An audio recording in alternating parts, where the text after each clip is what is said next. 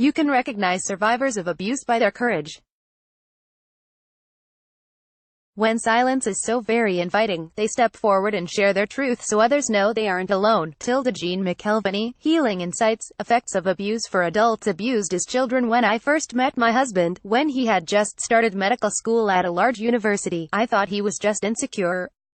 I believed that he would grow out of his need to be the center of attention, receive constant validation, and appear correct and knowledgeable about everything. I believed he would become surer of himself and would develop the capacity to listen, love, and be empathetic. I humored him by listening to him talk. I tried to help boost his self-esteem by giving him compliments and asking him questions I already knew the answer to, and I expressed pride in his accomplishments. His lack of empathy was a concern, but he told me that this is how people in his culture are, and I believed him.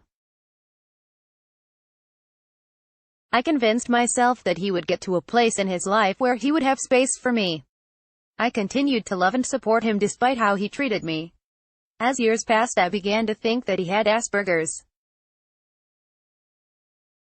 This explained why he lacked empathy and why he behaved the way he did, didn't it? When I brought this up with him, he got angry and convinced me that I was the problem in our relationship. He even managed to convince our marriage counselor of this. I continued to support and listen to everything he had to say, although he rarely reciprocated. When I would bring this up as a concern, he would state that he knew how I would respond because I'm illiberal, and they always respond like X or think like Y. In social situations he would demean me and make fun of me, and then call me too sensitive and ask me why I couldn't take a joke. He would justify his actions by saying he thought people would find it funny, even though he was insulting me. When I was firm about the fact that I would not tolerate this behavior, he went out of his way to ensure that I felt invisible. When I brought this up with him, he would tell me that I was boring. I was tolerant of this behavior because I grew up in an abusive home, so verbal abuse felt normal. I did so much work preparing for social gatherings in the hopes of hosting a fun evening with my friends, but it always ended the same way, with my husband being the center of attention and impeding others from talking and connecting. After these events, my friends would often feel hurt about something he said or did. I would bring this up with him, and he would play the victim and tell me that they didn't have the right to an apology because of what they said or did to him. Many times my friends and family would tell me to leave him and would try and show me how his behavior was hurting me, but I wasn't ready to see it. I didn't believe them because he had convinced me that I deserved to be treated poorly. He burned bridges with my friends and family, and I found myself justifying his actions in an attempt to keep the peace. In order to save these relationships, I asked my friends and family if they felt comfortable around him, and if they didn't, I would spend time with them when he wasn't around. This hurt, but these relationships meant so much to me that I could not afford to lose them. Whenever I tried to assert boundaries, we would fight and he'd blame me for trying to set boundaries that went across his. I started surrendering space to him and giving in, even though it hurt, because it felt better than fighting. I started to become used to not being seen, not being able to have boundaries, not being treated with dignity and respect. I became used to feeling shut down and drained. I looked forward to times he worked out of town so that I could get enough sleep, be alone with my thoughts, do what I need to do for my health and well-being, and start to feel like myself again. The realization one day as I was doing research for my PhD, I came across an article on personality. As I read about narcissistic personality disorder, it hit me like a wave of understanding. He do not have Asperger's, he is a narcissist. This explains his lack of empathy, his inability to love people, and his inability to be present in situations.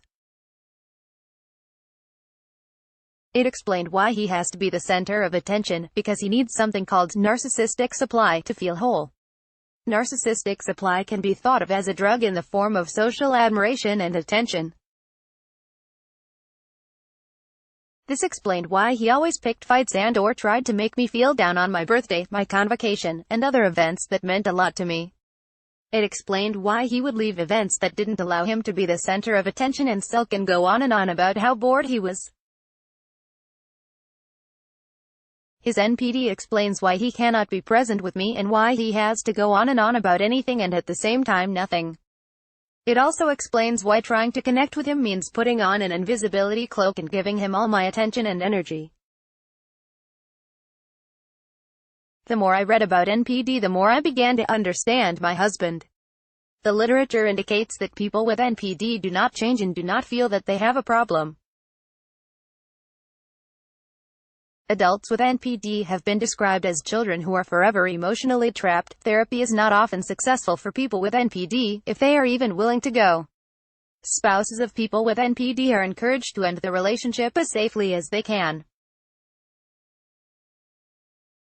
I know from my own experience that leaving is not always possible and is much more complex than the abuse itself.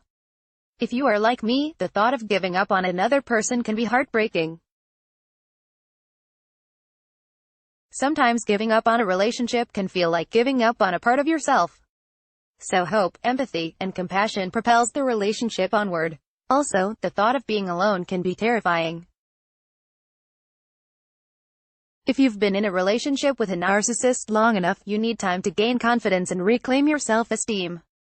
If your relationship has been like mine, you have likely been told that you are incompetent, that you are incapable of caring for yourself, and maybe a part of you believes these lies. So don't rush unless you are in physical danger. Then please, for your own safety, get out. Give yourself time and trust that you will know how to move your life forward. I have taken the advice of these authors and have created a life for myself away from my spouse.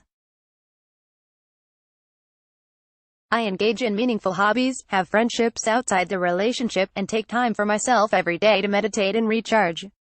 I have stopped feeling guilty for excluding him from parts of my life. This is what I have to do, and I am reasonably happy. The more I read and learn about NPD, the more I start to grieve. I grieve for the person I thought he was and what I hoped he would become. I grieve for the relationship I longed for, a relationship with empathy, reciprocity, support, and shared space both physically and ideologically.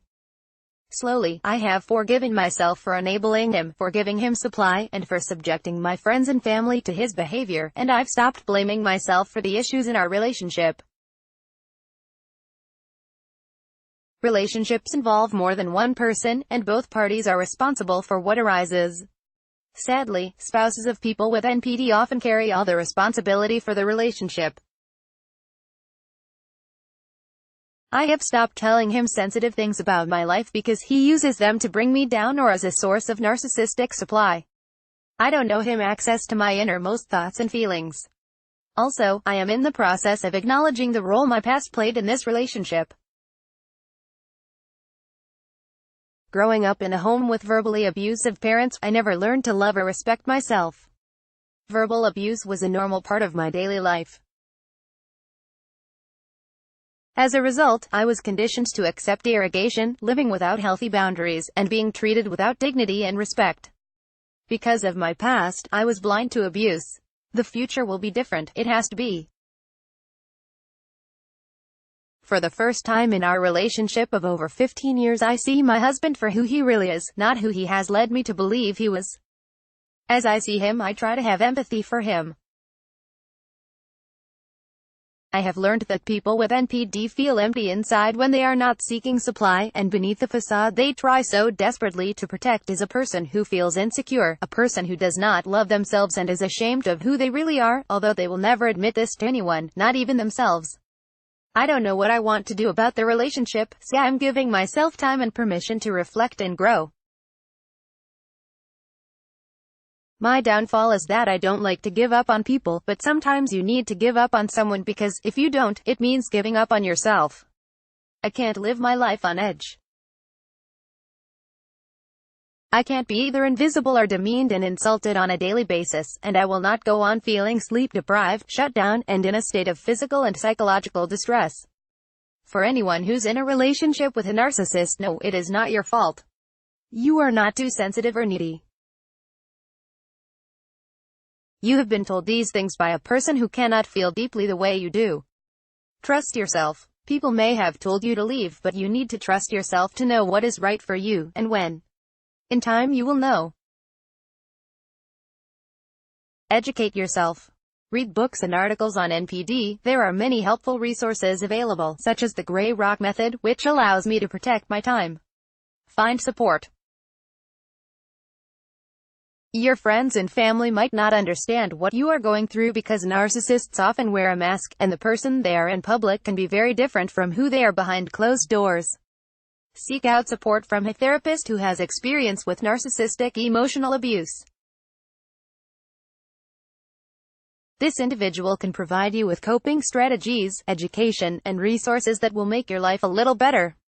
If this isn't an option for you, join a social media support group, such as the Facebook group Living with Narcissistic Emotional Abuse, where I am now an administrator. Facebook groups for spouses of narcissists continue to be a source of comfort to me, because I have connected with people who understand my experience in a way that friends cannot. Keep a journal. Narcissists try to twist facts to make themselves look good or make you appear crazy. This is called gaslighting. In order to give yourself validation, keep a journal of events that happen. If you feel comfortable, show this to someone you trust who can validate these situations. This will help you regain confidence in your lived experiences of events. Be prepared. If you need to confront the narcissist, script what you are going to say first. Write it down, memorize it, and follow it exactly as you have written it.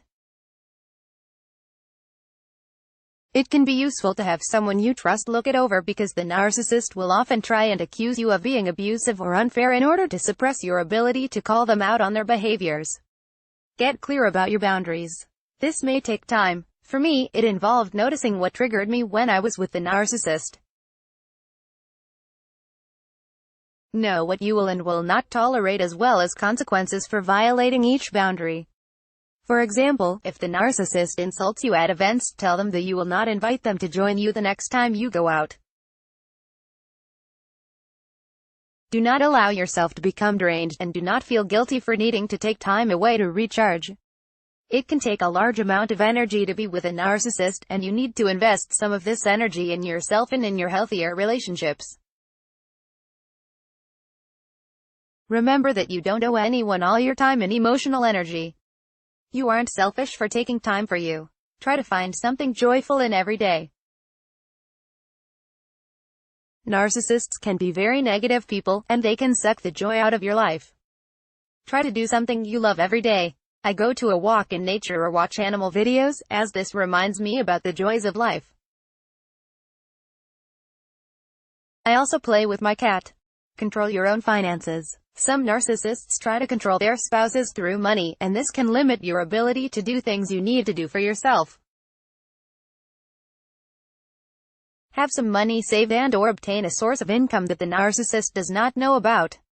Be good to yourself. Don't blame yourself for what you could not see before. This can take some of us years. Narcissists are good at wearing a mask. Just educate yourself, and you will peel off the mask and see the narcissists with new eyes. As the spouse of a narcissist, I have someone who talks at me, not with me, someone who needs me but does not respect me, a child who demands attention and has tantrums if he does not get it, a person who does not listen and does not feel what others feel, or understand how others are affected by his behaviors. As the spouse of a narcissist, I must walk alone through my struggles, silently feeling my pain while no one sees it, no one sees him. Nothing is mine or can be about me, he has to be the center of attention. In public, he wears a mask that no one can see through, but at home, the mask comes off and I am subjected to emotional abuse. As the spouse of a narcissist, I am the one with the problem, the one who is too sensitive, the one who cannot take a joke. I am the one who needs help, not him. He is not the problem, I am. I am because I see him for who he is and I cannot pretend anymore, and that is a problem. As the spouse of a narcissist, I need to be strong and educated.